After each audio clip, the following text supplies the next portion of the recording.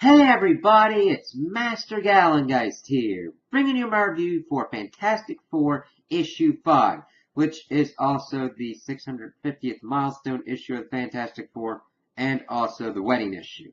So, there's a lot of stuff going on in here, and they did a good job of using the wedding as a center point, and mainly focusing on Ben, but still bringing in the rest of the members of the Fantastic Four via their relationship with Ben and what they've gone through throughout the years, focusing on Sue first, then Johnny, and then Reed towards the end. And then, of course, Doom's thrown in there a little bit as well because he's kind of pivotal to their whole kind of arc. And I really liked the breadth of artists that they used for this issue because we got the kind of regular present day artist that was dealing with that, but we also got flashbacks that were to the kind of original style of the Fantastic Four comics, and then just other kinds of art going throughout, and it all worked out very well. I mean, there was some Franklin looked a little bit weird, but that was mainly when they were getting towards the wedding, and I can't tell if that was because of the style of the art or the style of his hair and how it was just like, okay, that looks weird. But we start off and they're getting into Yancey Street, 4 Yancey Street, and as Sue's kind of taking some stuff inside, we see that Reed has completely messed with it with the help of Valeria, and that they have made it bigger on the inside. Yeah, of course, Reed's gonna have to do that, because I mean, he's a super brain, he's gotta do all this stuff.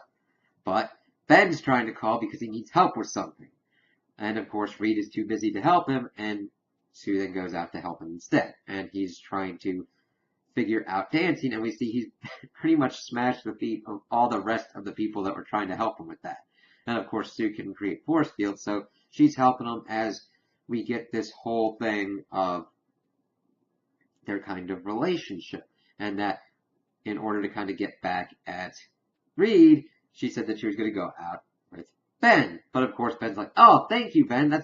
You're a good friend to do that. So, and we see that Ben was kind of a ladies' man back then. And they're kind of dancing and all that. And they never get really romantic or anything, but it's kind of a interesting facet to their relationship that I didn't really know about.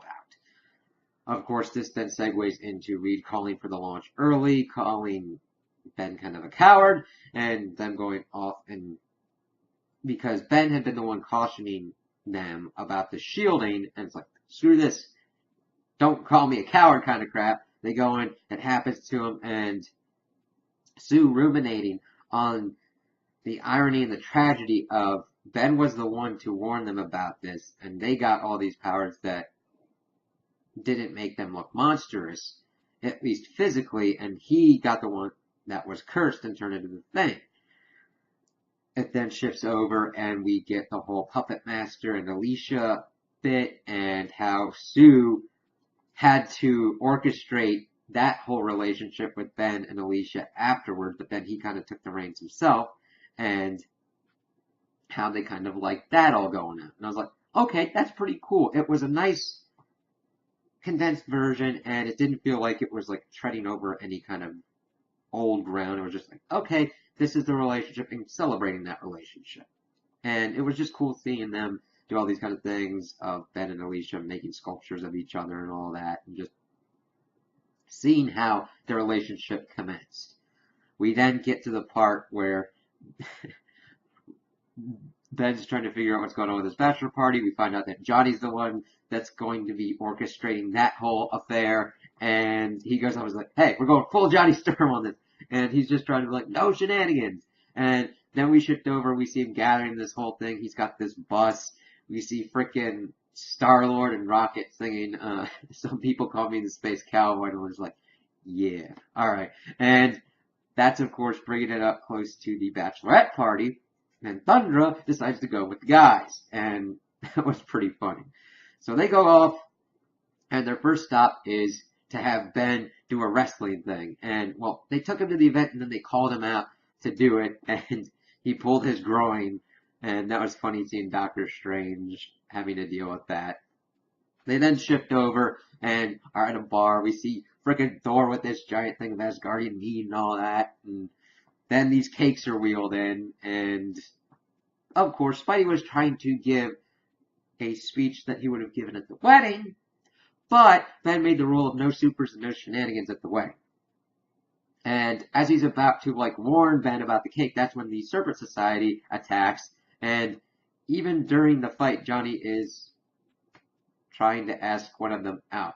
And he gets punched in the face. That's all fixed, and then we move into a poker game where Thundra takes everybody's clothes and stuff. Thor even bet his arm. I'm like, Thor would do that. Thor would do that. But they don't have anything on. Thundra's freaking got everything on. That was pretty good.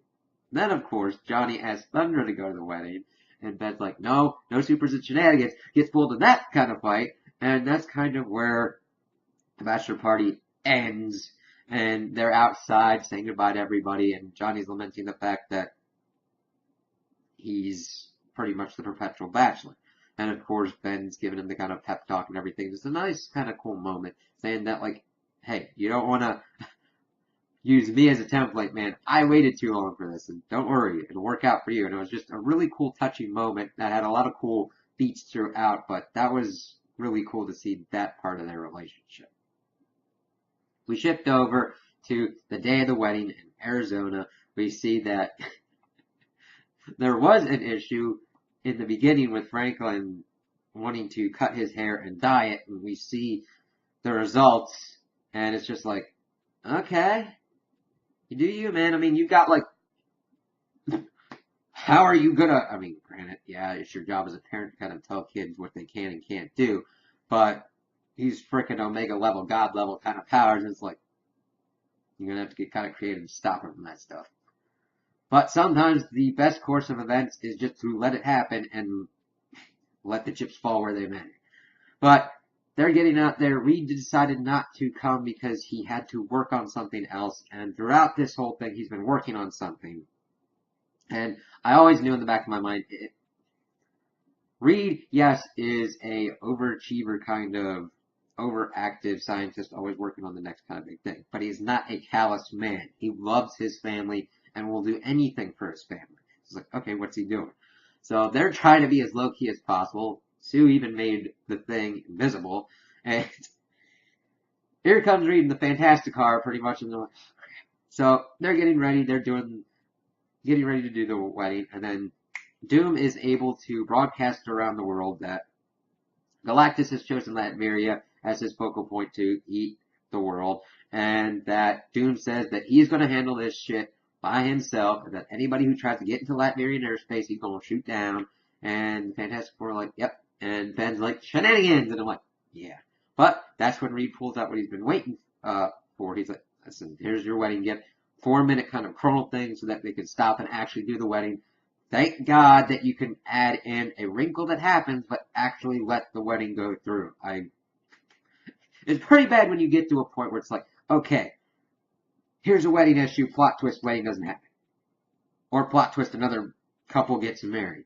I don't mind that, but when that becomes the rule, it's kind of weird when the plot twist is the actual wedding happens. I'm like, yes, thank you for actually letting this go through.